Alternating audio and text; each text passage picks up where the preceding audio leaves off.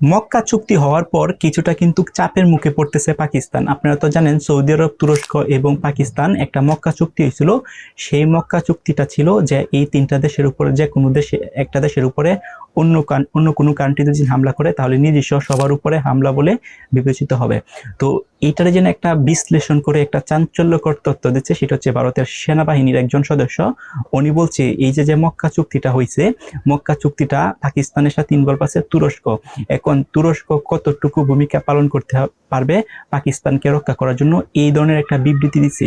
এখন ভৌগোলিক অবস্থার দিক দিয়ে যদি আপনি চিন্তা করে দেখেন তাহলে পাকিস্তান এবং তুরস্ক মানে একদম অনেক আলাদা আছে, অর্থাৎ কোনো প্রকারই কিন্তু একত্র নয়। পাকিস্তান এবং তুরস্ক কিছু ভৌগোলিক অবস্থার দিকে একে অপরের থেকে অনেক দূরে আছে। সেখান থেকে দুজন তুরস্ক ইচ্ছা করলেই পাকিস্তানকে কিন্তু কমনভাবে হেল্প করার পসিবিলিটি খুবই কম। যদিও পসিবিলিটি আছে, যেমন ধরেন আকাশ প্রতিরক্ষা বাহিনী বা যে যুদ্ধ বিমানগুলো আছে সেগুলো ব্যবহার করে খুবই ইমার্জেন্সি সময়ে বা খুবই কম সময়ে কিন্তু তারা হয়তো বা পাকিস্তানকে সাপোর্ট দিতে পারবে যদি যুদ্ধ লাগে। কিন্তু নৌপথ যেটা আছে সেখানে কিন্তু পাকিস্তানকে সাপোর্ট দেওয়া কিন্তু খুবই একটা ক্রিটিক্যাল বিষয় হয়ে যাবে। তারপরেও যেন তাদের যে সৈন্যগুলো আছে সেই সৈন্যগুলোকে যেন পাকিস্তানে পাঠাবে বা কোনো একটা যুদ্ধ যদি অনুষ্ঠিত হয়, ধরেন পাকিস্তান এবং ভারতের সাথে যদি যুদ্ধ হয় তাহলে কিন্তু তুরস্কর যে সাপোর্টটা সেই সাপোর্টটা কিন্তু কুইক টাইমে পাবে না। কারণ কুইক টাইমে না পাওয়ার একটা কারণই হচ্ছে সেটা হচ্ছে তাদের যে ভৌগোলিক অবস্থা আছে, সেই ভৌগোলিক অবস্থাটা। এখন এই ভৌগোলিক অবস্থার কারণে কিন্তু অনেকটা পিছিয়ে থাকবে হয়তো বা পাকিস্তান। সো পাকিস্তানের যেন পাশে যেন সৌদি আরব আছে, পাকিস্তানের পাশে কিন্তু সৌদি আরব অলওয়েজ আছে এবং থাকবে, যেহেতু মক্কা চুক্তিটা সম্পন্ন হয়েছে দ্যাটস মিন তিনটা দেশে কিন্তু একত্র থাকবে। কিন্তু ভারতের যে সেনা বা সৈন্য একজন সদস্য যে বিবৃতি দিচ্ছে সেটা হচ্ছে যদি কোনো কারণে তুরস্ক পাকিস্তানকে সাপোর্ট করে বা পাকিস্তানকে হেল্প করতে আসে, যদি ভারত এবং পাকিস্তানের যুদ্ধটা লেগে যায় তাহলে হচ্ছে যদি নৌপথে আসে তাহলে আরব সাগর পাড়ি দিয়ে কিন্তু এটা পাকিস্তানে আসতে হবে, বা তাদের যে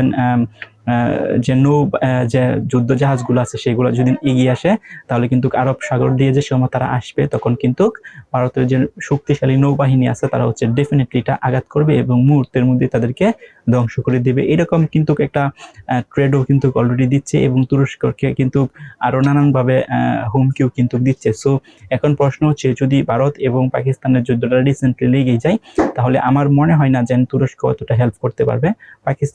সৌদি আরব হয়তোবা অনেকটা হেল্প করতে পারবে পাকিস্তানকে, কিন্তু তুরস্ক হয়তোবা তারা চেষ্টা করবে, তাদের সর্বোচ্চটুকু দিয়ে চেষ্টা করবে পাকিস্তানকে হেল্প করার জন্য, বাট সেটা কিন্তু অনেকটা পসিবল হবে না। কারণ হচ্ছে সেখানে দেন ভৌগোলিক অবস্থা, সেই ভৌগোলিক অবস্থার কারণে কিন্তু অনেকটা পিছিয়ে থাকবে হচ্ছে তুরস্ক। এবং তুরস্কর মেইন যে রিজনটা সেটা হচ্ছে তাদের যেন পাকিস্তানে আসবে, তাদের যেন সৈন্য পাঠাবে, তাদের যেন যুদ্ধ বিমান পাঠাবে, তাদের যেন যুদ্ধ জাহাজ পাঠাবে, সেগুলো যেন পাকিস্তানে আনা হবে, সেই যে পথগুলো আছে সেগুলো কিন্তু টোটালি হচ্ছে ভারতের কোনো না কোনো অংশ দিয়ে আসতে হবে। সো সেখানে কিন্তু ভারত অবশ্যই স্টেপ নিবে এবং তাদের যেন সৈন্যরা আছে তারা কিন্তু অবশ্যই সেখানে থাকবে। সো এখন তুরস্ক কিন্তু তাদের হয়তোবা যেন আকাশ পথটা আছে, সেই একটা মাত্র পথ আছে আকাশ পথ, সেখানে কিন্তু বিভিন্ন যুদ্ধ বিমান বা আকাশ পথের যে ফেসিলিটি দরকার পাকিস্তানের থাকবে সেইগুলা কিন্তু খুব সুন্দরভাবে প্রোভাইড করতে পারবে।